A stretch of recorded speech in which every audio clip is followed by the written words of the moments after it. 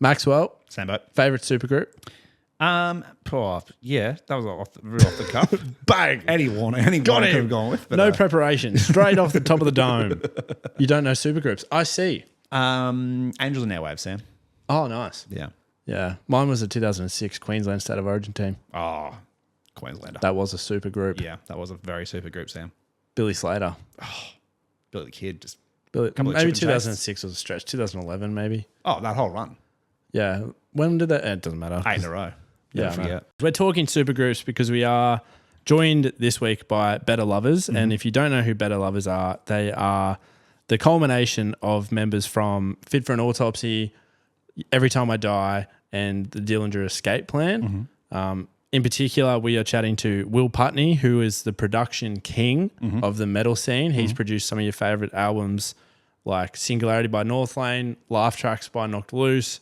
He's done nearly all of the Art Is Murders stuff. He's done a lot of Amity, Let the Ocean Take Me. So he produced Pittsburgh. He is the heavy metal king. And he also plays in Fit for an Autopsy and End. Yep.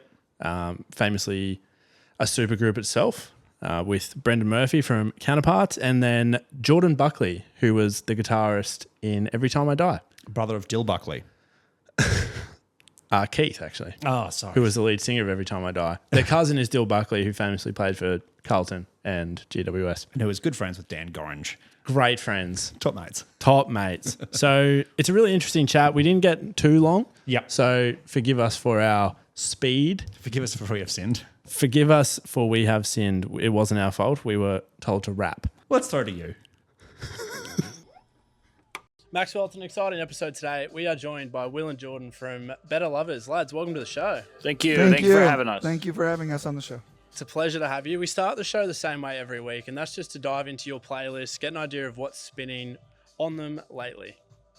Okay. You want to go first? You want me to go first? Honking on the vapor that is the Rode microphone. You having problems? Yeah, you go first. Oh, okay. No, why don't you go? You seem to be like ready. I have a playlist and I hit shuffle and it's got like 200 songs on it. And it's got, I can't, what do you want to hear? All 200? Nah, it's all right. Let's pull it out. 1 to 200. Let's roll. Go, all 200. You answer, I'll find a playlist. All right. What do I listen to? I like I listen to Chat Pie a lot.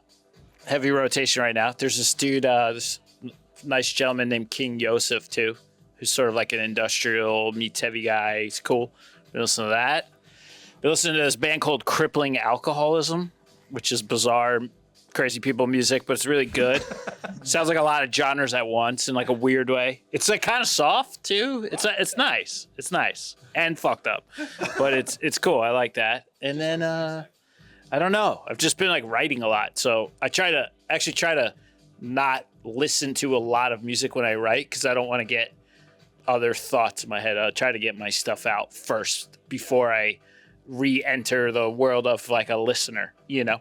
It helps me just like find stuff that isn't just happening already. I don't want to be a copycat. So See what's on my playlist here. We got some Balance and Composure. We got some Chapel Roan. We got a lot of Action Bronson. Remember Plus 44? Oh, absolutely. Yeah. We were just having a massive Head discussion about Automatic, got some Jack White, got some Idols, we were talking ska. I got ska in here. no, you don't. Yeah, What do you I have? got Boss Tones. All right. Remember Plague Vendor? Are they still a band? Plague Vendor. They I don't were know. sick. Good band. Stars by Hum is a great song. That's Sucked good. Out by Super Drag is a great song. I did a lot of Drowning Man lately. I did a lot of Stone Temple Pilots lately. I'm a big Queens of the Stone Age guy. A lot of classic rock. I've been listening to a lot of Mountain lately. We went to see The Darkness last month when we were in Europe. Darkness is cool. Yeah, I keep it shuffling. That's a I good keep mix. it shuffling. That's a yeah. great Oh, mix. that's nothing. I can keep going here. Yeah. Remember The Sounds? That band from Sweden with a girl singer. They were really good. George Harrison, I Got My Mind Set on You. That's a real good song. It's a good song. Bobby Brown from the Ghostbusters 2 soundtrack. That's a really good song. A lot of Whitney Houston growing up. So, yeah. keep it shuffling. Before we dive into the tour and into specifics about the music, we want to do a very quick origin story for some of our listeners. So for people who don't know about Better Lovers, it's a coming together of Dillinger Escape Plan, Every Time I Die, Fit for an Autopsy. But obviously it just feels like mates playing in a band. You guys are all, I'm sure, extremely busy in all those other projects as well as Better Lovers. So what does it look like when you guys, are trying to schedule in the diary to find some time to jam, to write, to perform, to tour? How do you come together like that as a band? Well, I guess no one tours with those bands. So I guess no one's really that busy in that sense. Yeah. You just named a lot of bands that we don't play shows with. Yeah. So I guess it's not, in hindsight, yeah. No, I mean, it came together pretty natural. Like, obviously, I've known these guys for a long time. We've been working together for almost like 10 years now. And when ETID broke up, they all continued to make music, and I was still around, kind of working on it with them. And then, I just slid in. It just kind of happened naturally for me. Did you watch the new Welcome to Derry, that new It show on HBO? Yeah. All right, so you know how like he just sleeps and then comes out and eats children and then goes and sleeps and comes out and eats children. Where are we going with this? We're going with cicadas, but we're going with eating children. Yeah. We had the pandemic, then we had the band breakup, and like I kind of have this like 2-year I need to write music thing, and it doesn't care about the pandemic. It doesn't care that a band just broke up. It's like, no, we need to eat some children right now. And so this just so happened to be like when the band broke up. So it wasn't really like I'm gonna, go on I got to go find myself in the mountains. I'll be back in a couple of years and we'll figure it out. It was like, no, we got to plug the amps back in. Yeah. We got to get back to work. We got children to eat. Damn it. I'm fascinated from a songwriting perspective. Obviously, you guys all come from different sort of bands and different origins, like Max talked about. I wanted to ask you, Will, specifically. I mean, you've got Fit for an Autopsy, and you're producing a lot of bands across the heavier scene. How do you sort of, I guess, segment all these different sounds? You said before that you don't listen to music while you're writing, but how do you sort of segment all these sounds and make sure there's not crossover and the bands all have their own personality? Question. Here's a good question. I mean, I literally, I think I become groomed to do that because it's my profession, where I have to, here's this band and they want to make a record with me, and then I have to, from the outside, sort of identify what is the special trait about this band. Why are people listening to this? Why do people like this? Is it, whatever that could be. But I have to zoom in on that and try to make that as good as it can be, because that's the identity of that band, or the identity that's going to work for that band, And it's different. It's always different. So I've been doing that for a while to hopefully some kind of positive outcome. And I realized when I had started Fit, I initially I felt like I was forcing stuff into that band. And I realized, like, I got to do that myself, because what's cool about that band isn't necessarily all the stuff that that I like or that I'm writing.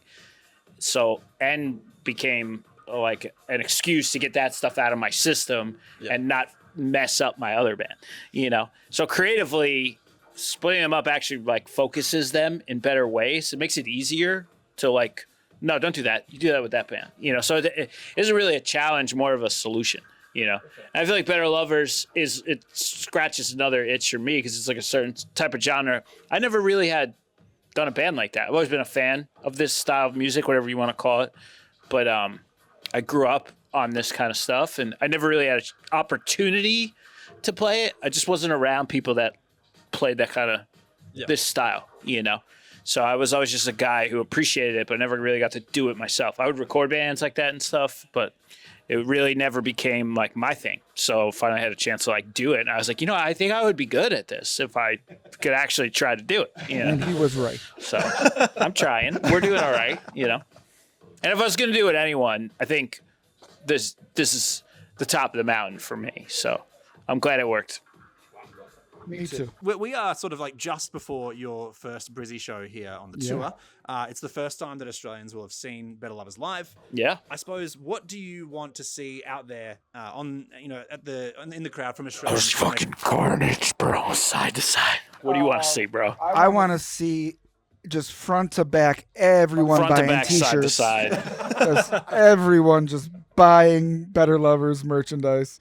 No, it's unfortunate. I'm just being dead honest. Tonight, I will probably be hyper focused on the performance, just because we've had a month off, and we've had a quick sound check, and so plus our songs are fucking hard. And we didn't think about that, so I don't get to there's been so many times where I will mess up because I look out in the crowd and I see something crazy. I'm like, whoa, and then I'm like, oh shit. It's all about how you hide it. It's a nice. I mean, I talk about this in just about every interview. I'm blown away by the fact that the more absurd people behave, the better you're doing your job. And when they're not, you're like, oh fuck, did we suck tonight? Like, people were standing around like adults behaving. Like, what's funny is if what did we do wrong? If we went to any show and saw our favorite band, we would stand around. Right. We would be the problem at our own show. Right. Yeah. Exactly. So I know that. Yeah. I know that, but it still bothers me when people do it. I still don't like seeing it. Yeah. So I need to move around tonight. Yes, please. Yeah. If everybody does a little bit, then nobody has to do a lot. Yeah, that's true. A problem washed is a problem halved, as they say. I'm just looking forward to seeing if it still is. I just expect great. It got to the point where I was coming here once a year, and everything was insane, and so I'm just kind of curious if I just hope it's still that way. Well, make sure to catch Better Lovers on their debut Australian tour across all the major cities, and go stream Highly Irresponsible wherever you get your music. Guys, thank you so much Thank for you coming for and having chat us. to us today. Thank you. Appreciate it.